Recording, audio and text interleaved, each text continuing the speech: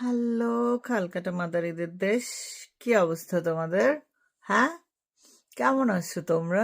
তোমাদের তো এখন অফিসিয়ালি মনে করো 420টা বাচ্চা হামে মরে গেছে, কিন্তু তোমরা বসে আছো কি নিয়ে?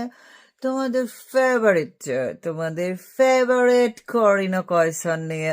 কারণ সে গণভবনে গিয়ে যেহেতু চুরি করছিল, সো তাকে নিয়ে কান্নাকাটি করা যায়। এখন কথা হইতেছে, গণভবনে চুরি করাটা কি খুব খারাপ কিছু? মোটেই না। শেখ হাসিনা দেশে উন্নতি করবে কি করবে না সেটা ফ্যাক্ট না, বাট তার বাড়িতে চুরির সুযোগ যারা পাইছে, যারা চুরি করছে, তারা হচ্ছে জাতির সূর্য সন্তান, শ্রেষ্ঠ সন্তান। সো তাদেরকে যেন তেন প্রকারেণ যেভাবে ইচ্ছা সেভাবে তাদেরকে সেভ করা যাবে, বুঝছেন? তো এই ভুস্কিটাকে নিয়ে কেন কথা বলতেছি? ভুস্কিটা নাকি লিভার পচায় ফেলাইছে মদ গাঞ্জা খায়া খায়া।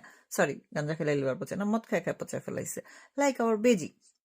তো এই ভুস্কিটা নাকি একটা প্লেন এফোর্ড করতে পারে, একটা পুরো প্লেন সে বুক করে ফেলতে পারে, এই করে ফেলতে পারে, সে করে ফেলতে পারে, 2 দিন পর পর বিদেশ টোর দেয়, হাই ব্র্যান্ড ছাড়া কিছু ইউজ করে না, তার নাকি এখন আবার ক্রাউড ফান্ডিং করে চিকিৎসার জন্য টাকা তুলতে হয়। What a surprise! কিন্তু একটা মজার ব্যাপার খেয়াল করেন, এই যে যেসব বাচ্চা, 420টা বাচ্চা অফিসিয়ালি রেকর্ডেড, 420 জন বাচ্চা, তারা কিন্তু কোনো দামি কিছু চায় নাই, তারা হাই ব্র্যান্ড চায় নাই, তারা আস্ত প্লেনও বুক করতে চায় নাই। তাদের জন্য সিম্পলি প্রয়োজন ছিল 2টা টিকার। এই